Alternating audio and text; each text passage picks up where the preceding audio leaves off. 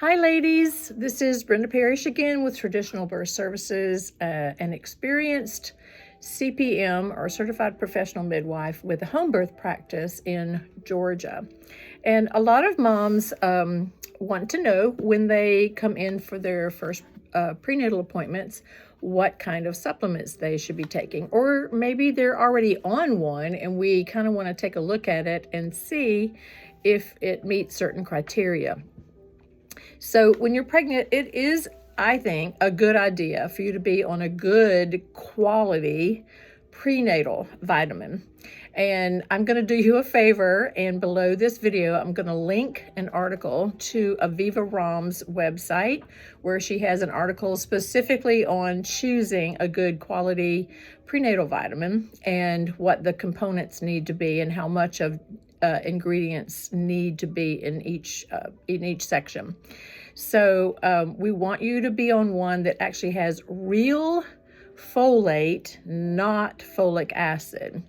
There is a certain percentage of the population that has a particular difference in their genetic makeup, and they have something called MTHFR. And if you've never heard that before, it stands for methylene tetrahydrofolate reductase.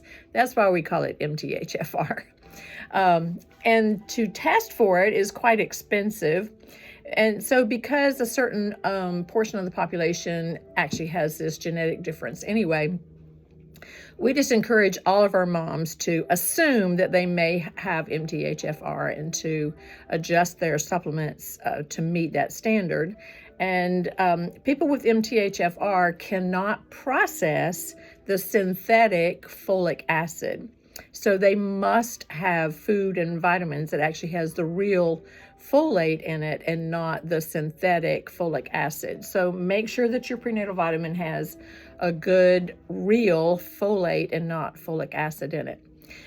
When moms come into our care, we run prenatal panel.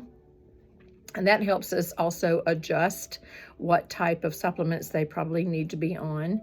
But one of the things that we test for is the mom's vitamin D levels. We have come to learn that if we can get a mom's vitamin D levels up into the optimal range during pregnancy, that she'll give birth to a baby that has better bone density, has less dental cavities, and will probably be less sick with respiratory illnesses in the first several months of life. For mom, it also means a huge boost to her immune system, so she's not catching all the different viruses that come through her home and community.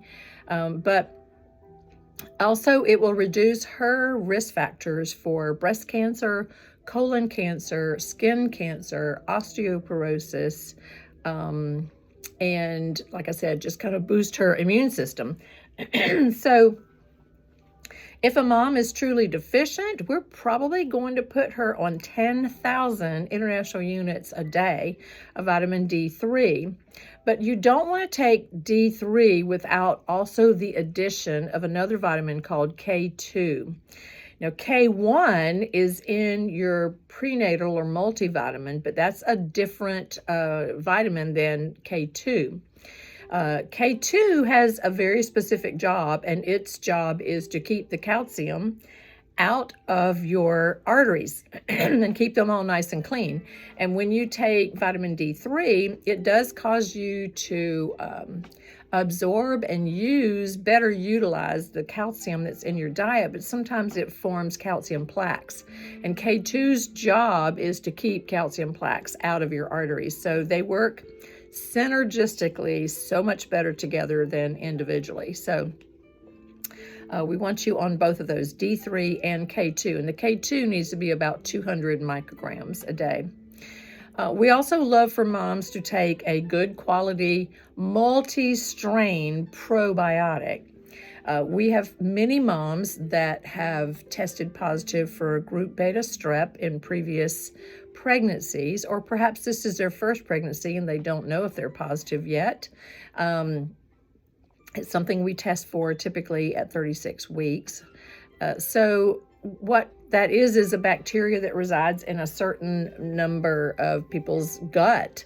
And so if we can kind of help your gut to be stronger and have some good bacteria, we will probably reduce the incidence of you testing positive for group beta strep. And that removes a whole range of risk factors for you in pregnancy and birth and for your baby as well. So you want to take a good multi-strain probiotic. I personally love one that Jarrow makes, Jarrow, called the EPS formula. And being a Young Living lover of our supplements, I love our Life 9. It's also a very good multi-strain probiotic. A lot of moms also like to be on either a prenatal or a separate supplement that has DHA in it. DHA is a really good source of some omega-3s that are very important for fetal brain development. So that could be a really important one that a lot of moms choose to be on.